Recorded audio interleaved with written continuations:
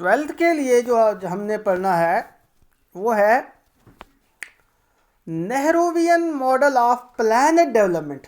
Nehruvian model of planned development ये आप जानते ही हैं। चलो मैं पहले पढ़ता हूँ फिर आपको एक्सप्लेन करूँगा। Jawaharlal Nehru, the first prime minister of India, was the most influential leader and was quite influenced by Russian experience of planning.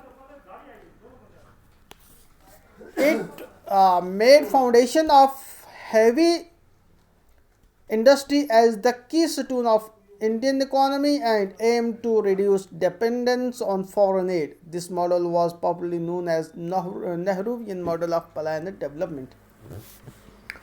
Basically Jawaharlal Nehru जो था वो सबसे बड़ा लीडर था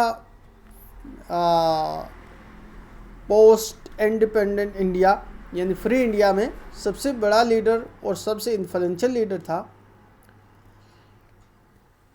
1927 में 1927 में उसने विज़िट किया था सोवियत यूनियन का, रशिया भी हम कहते हैं, तो सोवियत यूनियन को उसने विज़िट किया था और वहाँ जाकर वो बड़ा मुतासर हुआ था। वहाँ की वो शॉर्ट टाइम में बहुत ज़्यादा डेवलपमेंट देखकर तो वो बड़ा मुतासर हुआ था।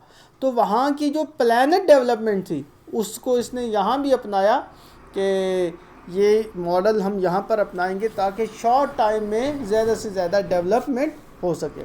तो वहाँ जो बेसिक कैरेक्टरिस्टिक एलिमेंट्स थे उसके डेवलपमेंट के, तो वो उसने उसको अडॉप्ट करना चाहा। सेक्युलरिज़म इस तरह से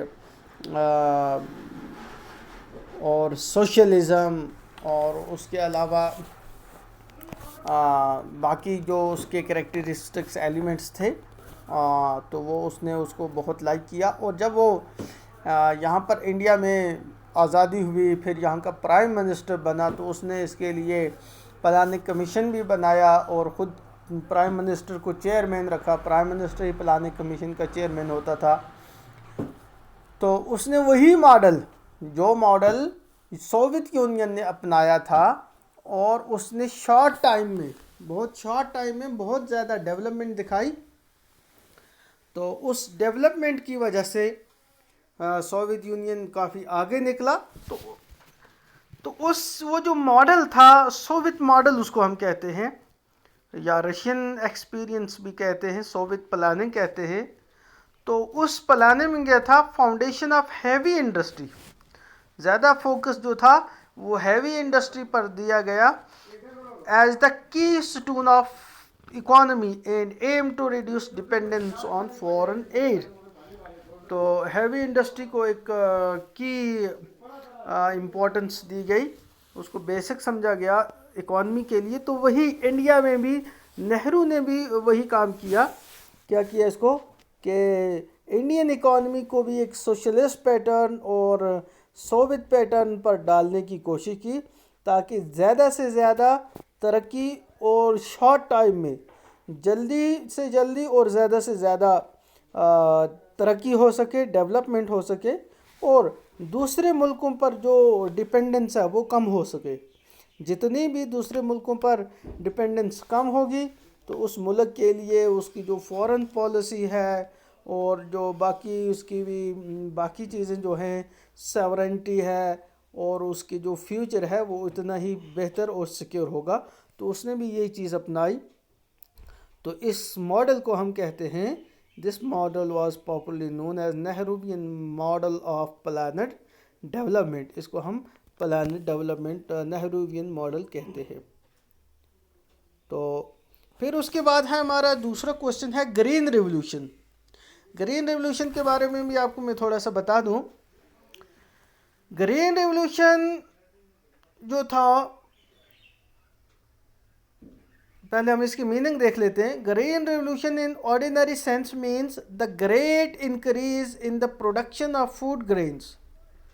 प्रोडक्शन ऑफ फूड ग्रेन्स में जो इंक्रीज़ हुआ और बहुत जल्दी और बहुत ज़्यादा इंक्रीज़ हुआ तो उसको हम ग्रीन रेवोल्यूशन कहते हैं। ख़ासकर जो राइस है, वीट है, इसमें ज़्यादा काफ़ी तरक्की हुई और इसमें जो इसकी यील्ड थी, इसकी जो प्रोडक्शन थी वो काफ़ी बढ़ गई, और जिसकी वजह से मुल्क की जो ज़रूरत थी वो पूरी हुई। एवन के फिर इंडिया पहले इंपोर्ट करता था बाहर से गल्ला फूड ग्रेन्स मंगाता था, बाद में इंडिया एक एक्सपोर्टर बन गया ग्रीन रेवोल्यूशन की वजह से। Due to the introduction of high yielding varieties of seed to the use of pesticides and better management techniques। ठीक है। MS Swaminathan has been called the father of green revolution in India। ये objective आ सकता है। Swaminathan, MS Swaminathan उसका नाम था जिसने ये आइडिया दिया था और जिसने इसको एग्जीक्यूट किया। उसको फादर ऑफ ग्रीन रेवोल्यूशन कहा जाता है इंडिया में, for his role in introducing high yielding varieties of wheat in India. बाद में राइस भी हो गया और दूसरे जो ग्रेन्स हैं या दूसरी जो फसलें हैं उनमें भी इस चीज़ को लाया गया। तो मिस्टर स्वामीनाथन को फादर ऑफ ग्रीन रेवोल्यूशन कहा जाता है।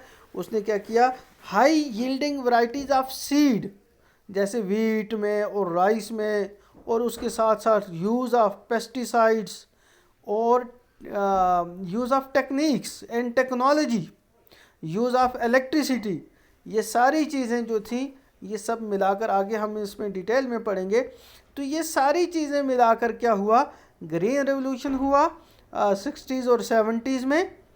क्योंकि उससे पहले जो था यहाँ पर फूड ग्रेन्स की हमेशा कमी रहती थी, तो ग्रीन रेवोल्यूशन की वजह से इंडिया एक एक्सपोर्टर ऑफ फूड ग्रेन्स बन गया। तो इसके बारे में आगे हम डिटेल से कल पढ़ेंगे।